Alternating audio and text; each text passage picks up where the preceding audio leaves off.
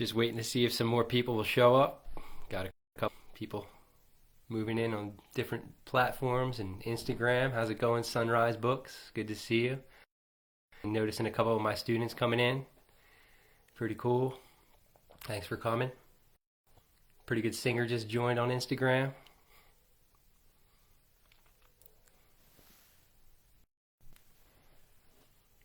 Got good baseball players coming in here, past students. We miss you too. Miss you a lot, y'all. Seeing some of the messages coming up on my screen. Just gonna wait for a few more folks to come on in, get started. A minute here. While we're waiting, I just want to thank everybody who's already here. This is kind of a weird situation. I've done a lot of book launches before. I have 3. This is my 3rd book out. Book events, but I've never done one from my own house with my dog sitting next to me, so that's kind of weird. But all comfortable in the same respect. One of the weirdest parts is not really being able to see who's here and not, and being able to like actually look at you, which I miss. And I'm hoping that at some point when all this stuff blows over, that I'll be able to schedule a physical book launch of some sort so we can definitely miss all of you. Hope everybody's out there staying safe and staying healthy. We're in kind of a predicament right now, but might as well get started talking a little bit about my book here. First of all, welcome to the book launch party for Please Return to Toby Solano. If you don't know me, my name is Morelli. I am a young adult and middle grade author. Like I said, I have 3 books out. My first book is No Sad Songs. It's a young adult novel, and it is about a young man who loses his parents in his high school, and then he winds up becoming the youth caregiver for his grandfather who has Alzheimer's. It's a really good book. It's actually, I don't know if I've told everybody about this yet, but I put it out there now. I've actually written the script for it, and it's in script development right now, and at some point soon I'm hoping to be a feature film. You guys will be able to go to the theaters and watch it, or at least pull it up on Netflix since we're all still home. A couple that I have out, the 2 books that I'm going to talk to you mostly about tonight are from a series, middle grade series for students in grades 4 through 8, and it's called the Please Return To series. The first bit was called Please Return to Norbert M. Finkelstein. I know, kind of a weird name. I'll talk a little bit about it in a second. I have it right here so you can actually see the cover. There's a few behind me as well. But here was the very first book that came out in September in the series about a middle school English teacher. I know, really far stretch because that's what I do during the day. But he has a secret life that his students find out about when he loses his journal that he did. Wants people never to call a diary, and they find out that he's a professional wrestler in this really lame local wrestling federation with all kinds of zany characters in it. And basically the whole book in a journal format, and you find out about how his students actually start to band together to help him rise through the ranks of the federation. Interesting thing about the book is that I actually wrote it like 10 years ago, and I never actually intended to have it published. At the time, my dog, he wasn't doing so well, and I was really sad about it. I just needed something to kind of lift my spirits, so I started writing a story about a character who I thought was kind of similar to my dog, and that character became Norbert M. Finkelstein. And I basically would just read him passages from it at night and pretend that he was listening, even though I knew that he wasn't really listening. But it made me feel bad, got me through the time. And then I kind of just took the book and put it in a drawer for time. Never really expected that I was even going to send it out to anybody. And what wound up happening was I decided one day I was just gonna go for it, see if anybody thought that it had any merit. And I had interest from a number of places. Luckily, Jana Grissom, who I hope is watching right now, she's just been unbelievable. She saw something in the book, and not only did she see something in that first book, but she thought, wow, this could become more than one book. And the rest is history. Toby Solano came out into the world. So the book that we're here to celebrate tonight is Please Return to Toby Solano. It is the sequel. It is quite a fun book. I'll tell you a little bit about it in a second. tell you about how the covers look very similar to each other and why we decided upon that. Before we do that, I just wanted to throw out a couple of thanks to some really important people out there. First of all, main person I need to thank is on the cover of this book. See her name, Alexandra Frey. She's my illustrator. The entire series is chock full of really fun illustrations that Alex and I, since we lived together, we wound up kind of discussing on a daily basis and helping to design. It was just a really fun process. Really brings the book to life more so than I thought it would, when it was just a text document. But I have to thank her because of her patience, especially just in the minutes leading up to me coming live right now, basically freaking out. She calmed me down, made me my cup of tea, sitting here drinking it. That's right, I don't drink coffee anymore, so I'm drinking some tea. And, she really puts up with a lot. The late nights, early mornings of writing, the toll that takes on me mentally, which is me mostly being annoyed in a lot of ways most of the time. I don't know what I would do without her.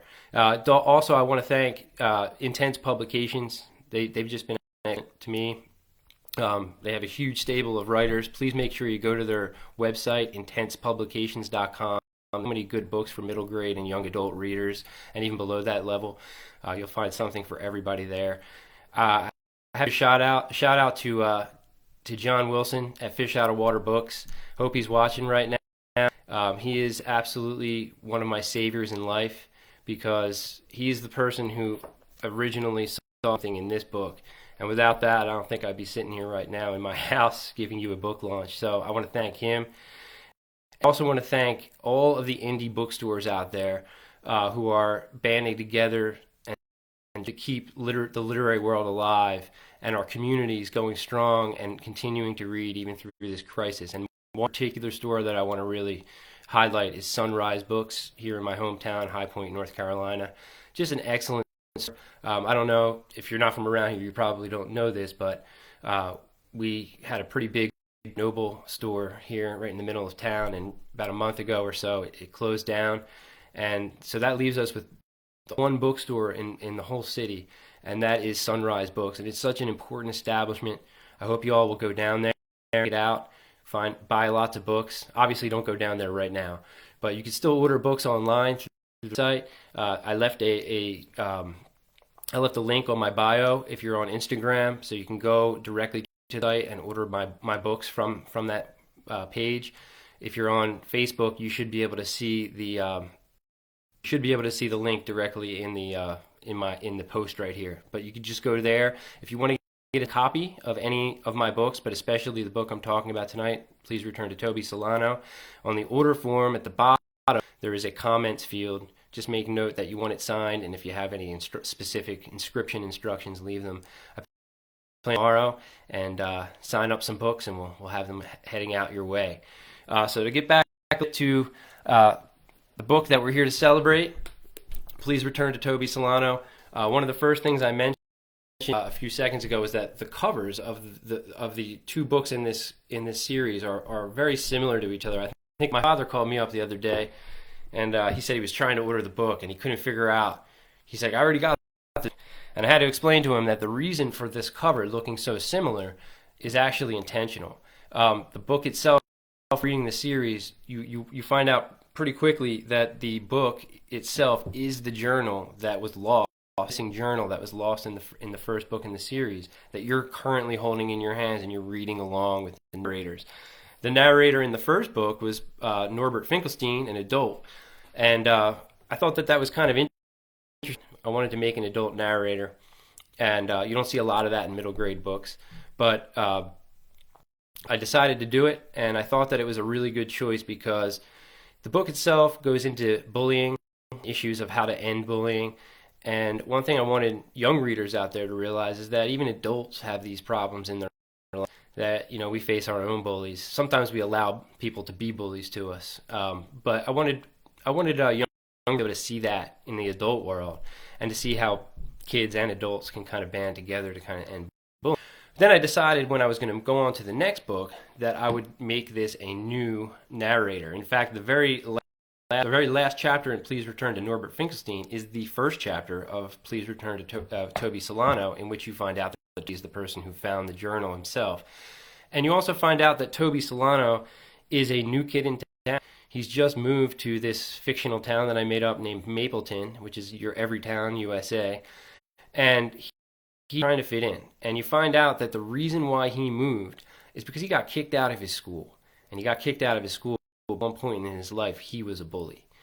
At some point, Toby Solano realized that being a bully was a kind of a quick ticket for him to fit in, or to kind of to make his way in the world. So El Paso originally, and I'll talk to you a little bit about why that was the original hometown for Toby Solano, but he's from El Paso, decides to move, or he doesn't decide to, he's forced to move to another town in search of a new school.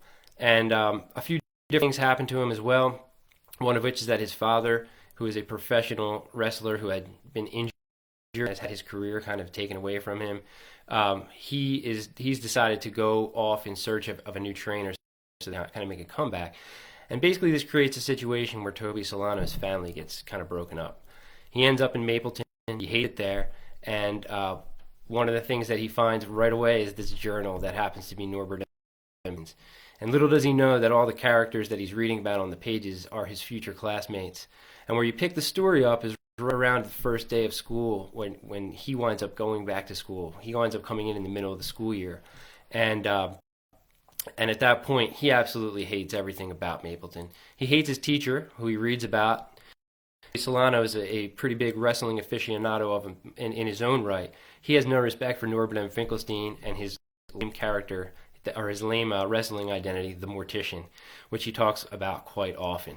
So I want to just kind of read you a quick selection from the book from somewhere early on, just so you kind of get an idea of the setup here.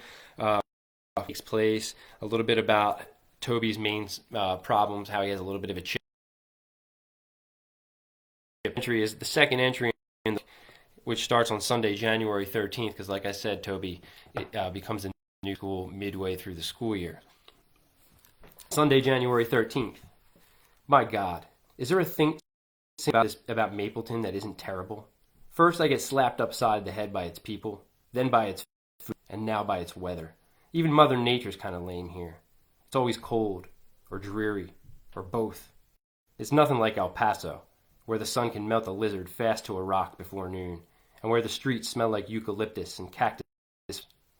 Here in Mapleton, the streets smell like dried leaves and stale acorns, and the cold keeps me burrowed deep in my room for days on end, learning all the pointless dance moves from my favorite computer game, Quadrant. Blast all day in my room used to be enough to harden me for just about anything. Now it comes nowhere close to saving me. Sorry about another week in Pointlessville, USA. At least in El Paso, I was sort of happy. At least I had. And he'd take me down to Valenti's gym, where he'd slip the silver-trimmed mascara over his head and go to work on his training. And I'd watch him about flying tornillos and the lethal pile driver move, which was once banned in all of wrestling. Sometimes Dad would remove the mask, and he'd just be Dad again instead of El Charisma, and he'd teach me how to punch the speed bag with the perfect rhythm, not too fast, but fast enough. Sometimes we'd roll under the turnbuckle onto the canvas, and Dad would catapult me off the far ropes. And when I came springing back, he'd lift me high over his head and hold me there, suspended, light as a cloud. We'd come home and Mom would have a batch of chilaquiles waiting for us. Dad would eat with a bag of ice on both shoulders and knee, and I would eat with my homework sprawled halfway across the table, and Mom while she graded papers in her lap and wrote lesson plans for the next day in her head. And we were happy. Even when I went to school and the door swung open and people saw Toby Solano, the sea of students in the hallways would part out of respect. And because none of them wanted to wear bands twisted up over their heads super atomic wedgie style later that day. It wasn't perfect, but it worked me. I had it all mapped out in El Paso, and we were happy, all of us. Then Dad blew his knee to smith the match, and he had to leave town, and everything started to fall apart. And that's kind of his central conflict for Toby Solano.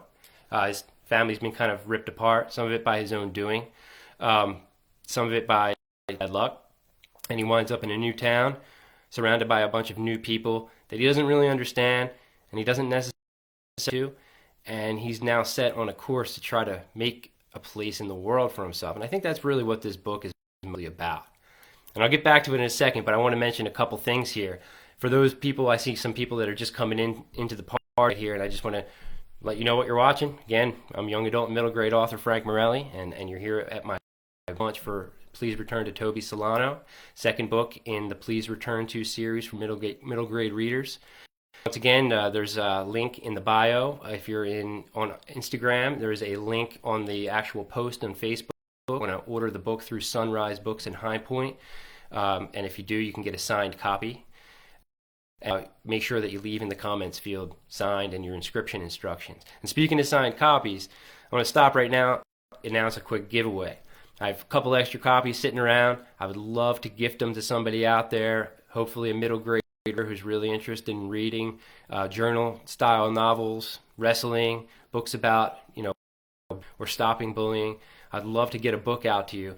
So all you have to do to enter this giveaway, since we're here on Instagram and Facebook, is leave a comment or share the post or like it, and find it at the end of this book launch. I'll put you into my random generator and I'll get back in touch. So all you have to do, leave a comment, share, or like the post that you're watching. You enter to win a free copy. I plan to give away a free signed copy to somebody on Facebook and a free signed copy to somebody on Instagram.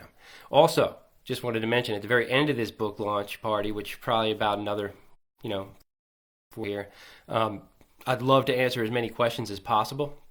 So please, please, please leave questions in the next fields. I will go up there. I'm seeing some comments from Foxwriter7 right now. I appreciate that, buddy. But leave some comments, and I will definitely scroll through, and I'll pull some random questions, and I'd love to answer them. So just wanted to talk a little bit about what made writing the second book in this series different from the first book. First of all, one of the biggest challenges that I had when I first started writing the book here, Please Return to Toby Solano, is that it had been like a decade since I had done anything with this series, with the exception of editing the first book.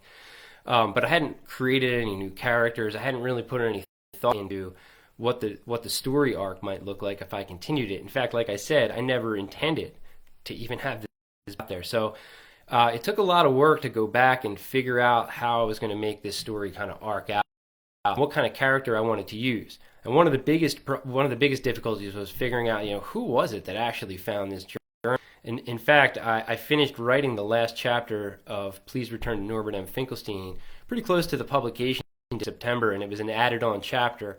The point of it from my publisher was to be able to kind of give a sneak preview into the next book. I got to admit to you, I had no idea at that point what was going to happen in the second book. So writing that first chapter, it took me a long time, and I really needed to kind of think about who this person was. And for me, that was the hardest part. The secondary part of that was then trying to figure out how I was going to in the journal style and keep the voice sounding different from Norbert Finkelstein. So I tried to create this character who has a sizable chip on his shoulder. He's a bit of a complainer, and if anybody knows me, you know that that's probably not far of a stretch. Norbert M. Finkelstein, on the other hand, he was more of a character that was like a woe is me, kind of an Eeyore, and he kind of saw things that were problems and looked at it in doom and gloom type of a situation. So his voice and Toby's voice, it was difficult making them different. I'm not an artist at all. In fact, if you're one of my students watching this, then you've seen my art skills. It's not great. But I had a chance to watch Alex draw a lot of the illustrations for us and work with her on that in terms of developing what kind of drawing she would create. And it was interesting to see that the same situation happened for her. She had to draw as one character in the first book, and then she had to figure out how her drawings were going to be different in the second. We're in almost a daily discussion on like, how are we going to make this third character in the next book be a completely different illustrator as well as a completely different voice. And we have some pretty cool ideas that I don't want to ruin you right now. I'll let you wait until that comes out some point in the future. A couple other things I just wanted to discuss about this book. First of all, you can see on the cover of both folks in this series that there's this little luchador mask down here, and obviously, since I read you one of the chapters in there, you know wrestling plays a major role in this book. People oftentimes ask me like, why wrestling? I wasn't a wrestler in my life. I mean, look, I have literally like no muscle whatsoever. I'm like a skeleton out here. But I never wrestled, never really wanted to get in the ring and, embarrass myself. I'm more of a baseball player. I like playing sports where you don't have contact with people and you don't have to do a lot of running, which is the exact opposite of wrestling. But one thing that I always did when I was growing up was watching wrestling. I know my brother's probably watching this right now, and I just want to remind him of the many times we watched WWF back before it was even called WWE, showing my age here. And I swear we would absolutely act out every single one of those moves until my mom just would lose it, and it would get banned. It was banned in our house for a while. Now the sofas in our house were still in one piece after we watched some of those. But I had good memories, fond memories of growing up watching, Hulk Hogan and, the Ultimate Warrior, and people like Hacksaw Jim is one of my favorite wrestlers of all time. And mostly because I found that like the creation of an identity funny was one of the funnest things about wrestling. That these people had their own lives where they were regular people, came to the ring and they were like absolute maniacs that were out there for blood. And I thought that was one of the coolest things ever. I don't think there's any one of us out there who wouldn't love to have an alter ego. So that always kind of attracted me to wrestling. And I started to think about it and put all these things together. It made me think about, just growing up and being a kid, being in school, and trying to figure out how you're going to find your way, find the right friend group and find people who are like you. And a lot of that is all about creating your own identity. I know people say be yourself. I can also say from a teacher standpoint that there's not that many people out there that are completely 100% themselves all the time. Although I am seeing more of that now that we're into distance learning as a teacher. I'm starting to see some like really cool personality things taking place when people are sitting at home in their own environments. But for the most part, I'll kind of have our own way of creating an identity. And in wrestling, I think that is like way, way, way over the top. Use wrestling in a book. I always kind of had that goal. And I just thought that putting it together with the idea of bullying was just perfect. Not only do you have a sport where people actually fight each other physically, but when it comes down, we all kind of know that we can sit back and that it's really just kind of staged, that this whole thing is being created for entertainment. Identities are being created because people want to unleash their inner demons. And that's kind of what I wanted to bring this story. One of the things that I mostly stuck to, traditional professional characteristics in the first book, and created identities that were based upon identities that I remember watching, in WWF. Some of the like undercard type of wrestlers that would come, guys named like Bill Johnson, who you knew were going to lose in like 5 seconds to Hulk Hogan.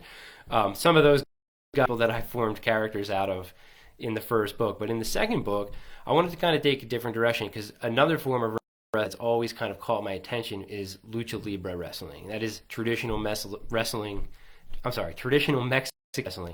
I'm not Mexican myself, but I love the sport. I think one of the coolest things about lucha libre is the idea of the mascara, the mask. And in this book, Please Return to Toby Solano, the symbolism of the mask is pretty huge. It comes up a lot of different times. Toby fantasizes about the type of mask that he might wear when he becomes a lucha libre star. He talks about his father's mask and the different symbols that are on it. And he talks of the some of the competitors' masks who are considered rudos, or the heels of the lucha libre world, who are also major part of this book. And I wanted to read you a passage that kind of keys in on the main rudo, or the main heel wrestler in this story, who's literally a champ. And I don't want to tell you why, to give away too much of the details of the story, because there's a bit of surprise. But he is a very imposing character, and he does fight the lucha libre style. He flies off the rope, does all kinds of spins and kicks and twists in the air. Just a lot of acrobatic stuff that's really fun to watch. At the same time, he just cleans people's clocks, and he's fearsome. And what happens towards the end of this novel, this book here, is that our poor old English teacher, sixth grade English teacher, Mr. Norbert M. Finkelstein, the mortician, is to step in the ring with this guy. And nobody in Mapleton thinks it's going to be pretty.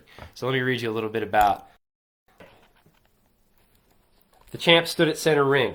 His blue mascara was strapped over his head, so all that stared back at us were his gray eyes and the tiny lightning bolt pattern stitched on the front of the mask. Heavy wrestling boots rose to his kneecaps, with electric blue wrestling tights tucked in the top and a thick golden bolt of lightning cracking each leg. Joey Happenstance sat at a folding table beside the ring. His fingers were covered in from eating sardines right from the can, which sounds totally disgusting, but looked even worse. His head perked up from the can when he noticed lurking in the shadows of the gym. He smiled and stared at us for as long as it took him to be sure he knew we were there. He snapped his fingers and shouted something to the champ, and the champ nodded. That's all. He didn't say a word, just nodded, and watched three monstrous-looking sparring partners, each one bigger than the next, and all three of them bigger than Mr. Finkelstein, crawl under the ropes. The first thing I did was look at Jimmy's face. The next thing I did was look at Coach Seam's face. To look at my own face because I could tell my jaw was dropped open, and I was probably drooling just like my fellow coaches. Then Happenstance his empty sardine can at the bell, and clang, the practice match was on. And then it ended. Like if I would have blinked one more time, I think I would have missed the whole thing. That's how quickly the champ disposed of all three beasts in one swoop. First, he hit them with a triple clothesline while Happenstance's sardine can was still vibrating on the gym floor. Then he spent the rest of the match through the air, from rope to canvas to turnbuckle and back, with enough tornillos and planchas and outright drop kicks to obliterate an entire army of wrestling superstars, let alone these three poor fools who probably didn't even get a straight bone from Happenstance for their service. So that's just one of the many wrestling character identities that you'll find in Please Return to Toby Solano. He's the most fearsome one. A lot of the other ones are really humorous, and I think you'll get a kick out of them. So I hope that you'll definitely go to Sunrise Books, the link you both on this post, as well as if you're on Instagram in my bio. You could also go to my website, morellywrites.com, where I've also posted that link, and if you go on there you can order a signed copy of from Sunrise Books in High Point. It's really important that we support local indie bookstores, especially right now, economy the way it is. These stores are super important to our towns. They're the kind of the things that they're like meeting. They're the places that keep us together. They're places where authors like myself can go to read and meet readers. They're places where kids can go to find great books and have them personally selected for them. And they're also that are from your community. We're not sending our money out to just random conglomerate corporations out there who really have no stake in our own cities and towns. Sunrise Books is a great one. No matter where you are, you could find a great independent bookstore. And if you don't know where your independent bookstore is in your town, go to indiebound.com. There is a store locator on there, and you can find pretty much every store within a 50 to 100 mile radius of your house. And I promise you, you won't be disappointed if you start going to indie bookstores. They have such a better feel to them. They're small, they're personable. You have actual service. You have people that can really recommend books to you. Nothing noble. I used to be a past employee, but I got to tell you, I wasn't really looking to try to give a lot of book recommendations to people. I was looking to try to get out of there as quickly as possible. That's not what happens when you go to a place like Sunrise. Please head on over to the link, order a few copies of Please Return to Toby Solano. I'd love to sign it for you. So, just a few other things I wanted to share about Please Return to Toby Solano that I think you might find interesting. And hopefully you're sending your Q&A questions to me, because in about 5 minutes here I'm going to start answering some of them. But this book really was an interesting one to write. It took me a really short period of time to write it. I spent about 2 months last summer when I had off from work, just waking up every day and writing it. And I don't think a book ever left my pen, hit the page, and came to completion faster than this book. It was just a fun one to write. A lot of characters were just sitting right there for me. They were kind of characters that I always wanted to create. I mean, I think at one point you have the actual mailman from Norbert Finkelstein's neighborhood coming in to spar with him as a pro wrestler. You have all kinds of hilarious hijinks taking place, and one of the things that if you happen to read the first book that you might is that a lot of the characters from the last book are also back. You have the unbelievable hard guy Sensei Clement, who trains Norbert Finkelstein in the first book, and then winds up helping train him again, but also trains Toby a little bit. You also have Maya Providence, who winds up becoming Toby's best friend. You have Jimmy Baker, who was an ace bubblegum flinger in the first book, who winds up getting into a massive prank war with Toby Solano in the middle of this second novel. And you also have, obviously, Norbert Finkelstein. You have some of the other teachers, like Principal making a couple of appearances. It's just a really fun story. And I think that anybody, in 4th through 8th grade would absolutely love this book. If you're looking for something to do, if you're looking for an independent read for yourself, this is a perfect one. But even if you're an adult, especially an adult that grew up like in the 80s and 90s when WWF was kind of, in its heyday, and when some of the classics were making a name for themselves, I think you'll love it. There's actually a couple references to Hulk Hogan and Randy Macho Man Savage. I won't do my impression right now just because it'll embarrass me, but it'll definitely be out there.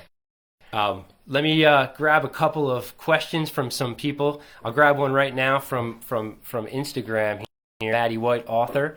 She asked, what drew you to middle grade versus young adult or other genres? That's a great question. I have a young adult and middle grade. In fact, should be having another young adult book coming out early 2021, which is already written, and actually takes place part of the way in my hometown here of High Point, but then is basically a like journey up the East Coast for a boy who's trying to reunite his family, and it includes, on Coltrane as well as all kinds of art and music. It's a fun book, definitely a lot more serious than the two series. Middle grade, though, is just something that's really near and dear to my heart because I teach middle school. I've been a middle school teacher for, wow, I can't believe I'm going to say this out loud, but 18 years now. And I fell into teaching by mistake just because I was kind of, in between jobs. I was working a job in publishing that I just didn't love and decided to get out of it and got into teaching, and it just wound up being like one of the loves of my life. It really changed my life for the better, made me a better person all around. I treasure my students. I hope they're watching right now. But being around middle school students all the time, when I tell people that, they tell me I must have a really high, pain tolerance or lots of patience. I don't think any of those things are true. I just think that I never grew up, and I'm still a middle school student myself. But I also think that middle students are underrated. These are students that are still so motivated to learn. They still have fun learning. I love to talk about books and literature. They love to delve deep into the books that we read in class. And for me, it's just an age group that's just perfect for reading. And I enjoy literature with my students all the time. So that's one of the things that drew me to write middle grade. Before I became a young adult and middle grade author, I was for a long time writing short stories for adults and writing in journals and magazines, and not really trying to create anything in long form. So I basically had a bunch of short stories all over the place and not happening for me. And it just never dawned on me that, wow, I have this experience where I get a chance to come in contact with target audience every single day for 8 hours a day, and I'm not writing books for them. So I thought, wow, I really need to get in there and start writing books for the people that I teach, and it made all the difference. In fact, the book that you see over my book that you see over my shoulder, No Sad Songs, was actually the culmination of the very first class I took when I went back to school for my MFA, my Master of Fine Arts, and I took a class. Marilyn Turgeon, she's one of my friends here on Facebook. I don't know if she's watching. And the first assignment, in fact, I wasn't even supposed to take the class. It was a class where it was writing for young adults, and I signed up for the program a little bit late. There were no classes. There were not a lot of courses that were still open, and I just kind of wound up in that course. And the first assignment, write a chapter of a book, if you were going to write a young adult book, about something that you knew about, something that you knew. And I just happened to have an experience with Alzheimer's in my family, So I kind of just decided to write because I didn't really know what else to write. And about 2 paragraphs into writing that chapter, I was like, wow, I'm a young adult author. It just like completely woke me up. And I've never thought about writing any other kind of style since. So it's a really great question. Thanks for sending it my way, Maddie. Looking for some other questions. Not seeing a lot of questions popping up here on Facebook, probably because I have no idea how to use this interface very well. Here's a good question from my good friend Jamie, one of the most talented singers I've ever heard in my life and a great teacher here in Carolina. She asks, have you based any characters on real life people that you know? Wow. That's a question. I try not to do that, with the exception of The Grandfather and No Sad Songs. I try not to base characters directly on anybody that I know. But again, if you're a writer, then you're basically a lifetime observer. If you ever met me, there's a great chance that I was observing you. Sorry about that. That's just kind of my nature. If you were ever in class with me when I was a student, you probably didn't even notice I was there half the time because I was sitting in the back watching you. And when I put together characters, I think about all the different like quirks that I noticed in lots that I've known, and I kind of use mashups of people. But yeah, definitely like interactions that I've had. Most of the time, if I'm going to create a character about somebody specifically, it's about somebody that I don't know and maybe have come in contact with briefly. Some of these characters are because they're usually characters that I'm not treating very very nicely in my stories. In terms of characters holding traits of people that I do know, I would say that they all do, and they especially hold traits of me.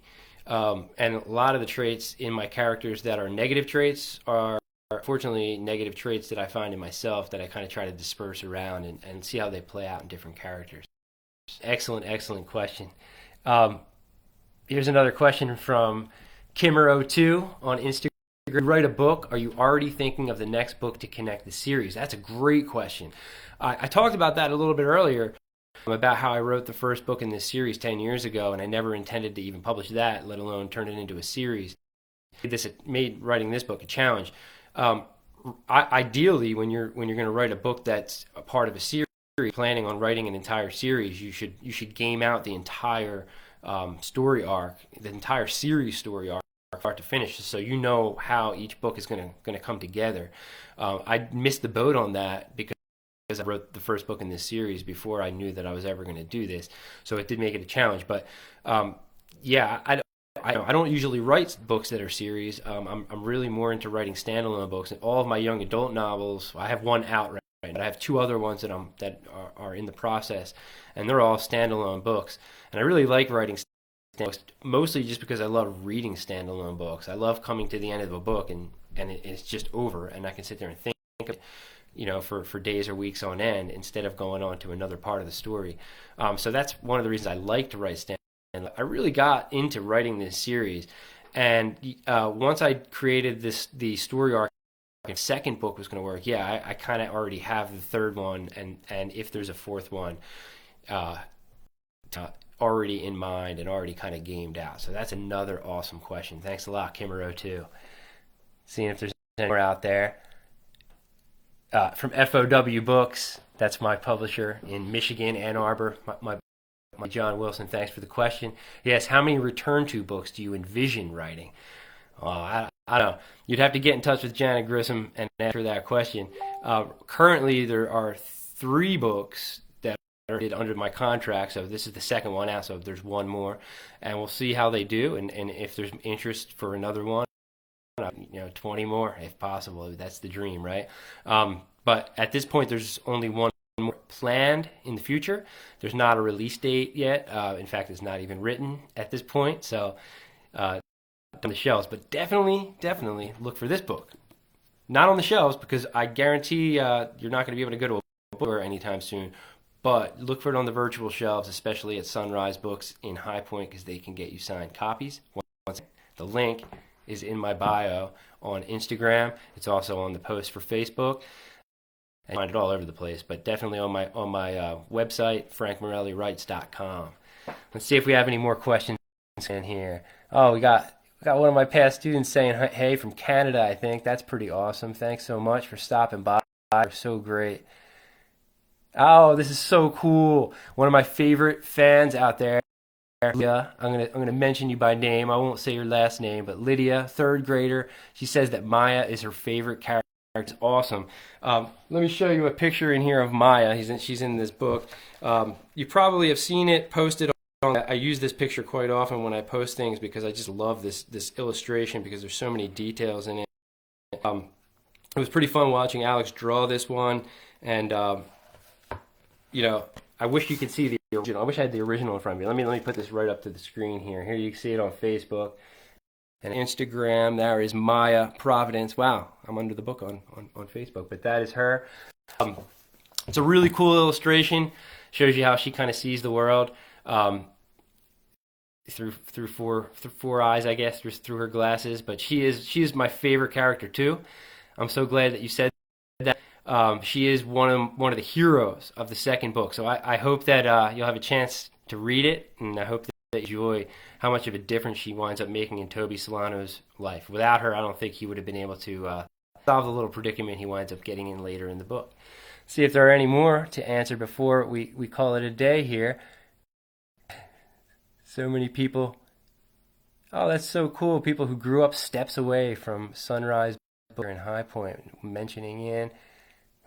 Got a little note from one of my students here. Hashtag symbolism. Throw that out there. Nobody knows what that means, but if you know what that means you're in my class. And I miss you all a lot. Oh, I like how people are mentioning how they like the cover. It's pretty cool. I talked about that earlier. That was Maddie White, who said that she likes the cover. I don't know if you came in a couple minutes late. I did talk quickly about the cover. So if you did come late, one thing I just wanted to just point out to you about the cover, since you could get confused. Look at them. They're very similar. Not a lot of difference. Here's the back of this cover.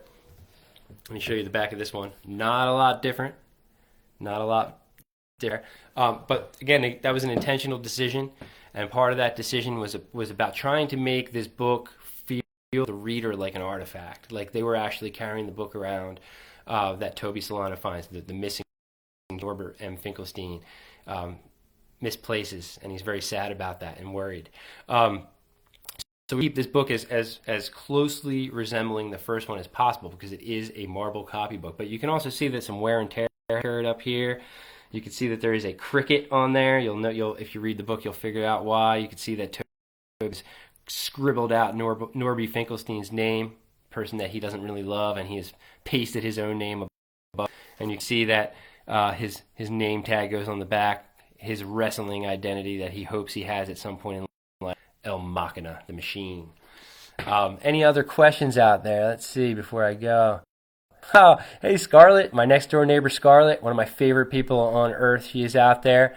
See somebody calling me mom. Thank you so much for coming. I appreciate that. Make sure you send me your essay, by the way. Wow, so many comments in here. This is so cool to see. When I've never done one of these before. This is the first time I've ever actually gone live, and those of me are probably not surprised when I say that I'm totally flying by the seat of my pants. I've literally didn't even test this out before, so I didn't even know that it would work. So I'm kind of just going through trying to find questions here that anybody asked that I'm trying to find, and I don't see too many more.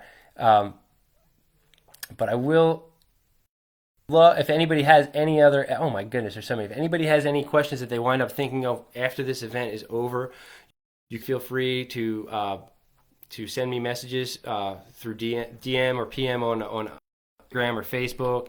I'll probably be posting this, a recording of this on those sites as well. If you definitely ask me questions on those posts, I'd love to answer them.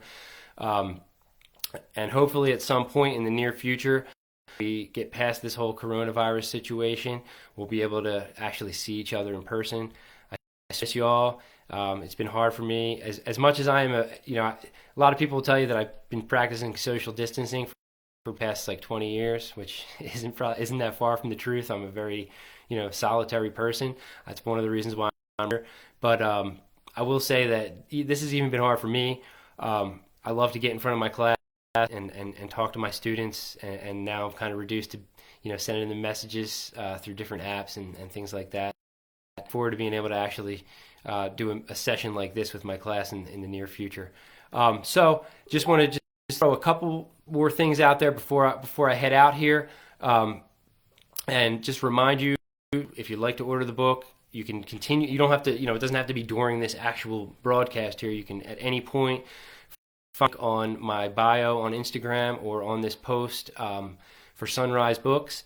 It's the direct to purchase Please Return to Toby Solano. You could also find my other books on there. You could order No Sad Songs. You can also order Return to Norbert M. Finkelstein on there. I'd be happy to sign any one of them. But basically, just make sure if you do order through them, in the comments field, you make sure to note that it is a signed copy and leave any inscription details or information that you want to leave in that comment field. And I don't see any other questions rolling my way, but there's one that I kind of tried to prepare for because I thought that somebody would ask me this question. And just because this book is so much about wrestling, I had a feeling that somebody was going to ask me, like, who are my favorite wrestlers going back in time to when I was a kid. My brother might be able to answer this question. I'm not sure. But I know one favorite wrestler of all time is Hacksaw Jim Duggan. And he's probably my favorite wrestler just because this guy literally didn't do anything. He would come out. His wrestling identity was the most simple wrestling identity of all time. He literally just walked out to the totally enraged, with no shirt on and a pair of jeans and his cowboy boots and like a 2x4 over his shoulder, like absolutely terrifying. And he would wind up going in the ring and like beating somebody up in about 5 seconds. I love matches. It's funny to think back to how fake they were. But other standout wrestlers that time period that were my favorites. I love Jake the Snake Roberts. I mean, the guy brought snakes to the actual ring in a bag and on his opponents when they lost. I mean, you can't beat that. And then other guys the other person that has kind of a good place in my heart is The Rock. You got to love what The Rock's cooking. Even now that he's not really wrestling anymore, I still like the guy. And then I figured that people were going to ask me about lucha libre a little bit, and luchadors especially, and like who were my favorite luchadors. And if you didn't know, I don't think I mentioned this. A luchador is the name of a Mexican wrestler of somebody who wrestles lucha libre style. But I think everybody's favorite, once you get into watching that style of wrestling and reading about it and researching it, has to be El Santo, the Saint. Mostly because he was first mainstream lucha libre wrestlers in Mexico. He kind of is the person, one of those wrestlers that made the sport. He's Hulk Hogan of that time, of the time period, which was back in the 50s when he was wrestling. Also a big fan, and I didn't even know who this character was or this particular wrestler was until I started doing research for Toby Solano. But it is a wrestler named the Blue Demon, who makes an appearance in the book. Let's see if I can find the illustration of the Blue Demon for you really quickly here.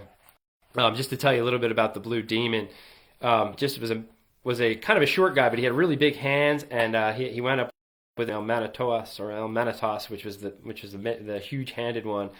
And I just felt like he was the kind of character that Toby Solano would be a huge fan of. So he winds up making a couple of appearances on T-shirts and in the book, and he's also featured in an awesome, one of my favorite illustrations in the book. And you can see him wearing his mask that he has. I don't know if you can see that on Instagram. That is the Blue Demon. And if you were going to go into like modern lucha libre style wrestling, then I would say that would have to be Rey Mysterio. He's pretty awesome to watch. And the main reason I like watching that style of wrestling is just because of the athleticism. I mean, these guys are true athletes. I don't know how they don't get injured every time they step in the ring.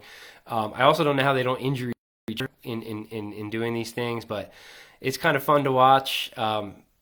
If you're looking for something to keep you busy, look up some matches on YouTube. Really, really fun to watch.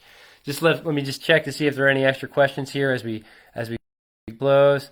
And just remind you that if you have any interest in being in being considered for the giveaway, remember I'm giving away a signed copy on both Instagram and Facebook. I don't know what's happening on Facebook, on Instagram here. I'm doing some wrong things. If you want to win a copy on Instagram or Facebook, I'd be happy to send it your way. All you have to do is like this post, and I will find you. And I think I'm going to probably call it a night here. It's been talking for about 5 minutes now, and I think you're probably tired of listening to me. You should be at this point. But please look out for books to be coming your way if you ordered one. And hopefully, if you plan to order one, you go through Sunrise Books in High Point. Once again, if you have any other questions for me, please send them my way. I will definitely be selecting the giveaway winners later on tonight, and I will be contacting you through whatever platform you happen to be watching this on if you were the winner. And I'll probably ask you for your address so I could just send you the book by mail. But mainly, I just want to thank you all for coming out tonight. I know things have been kind of weird in the world. I guess that's kind of an understatement. The past few weeks and months, but and that, you know, book launches for Kid Lit is probably not the for mine. But I just want to thank you for coming out tonight and supporting me, watching my first book launch from my house, and just for supporting me along the way. This is definitely my dream to be a writer, and in order to live out your dream, you need lots of people supporting it, and you all have been that for me, been that support. I want to thank you all. And hopefully just you'll go out there and just be spreading the word about Please Return to Toby Solano. I think anybody who has kids, you're looking for a good, quick read for your students, this is the perfect book for them. Thanks so much for coming out tonight. I really appreciate it. I hope you stay healthy. I hope you stay safe. Good night.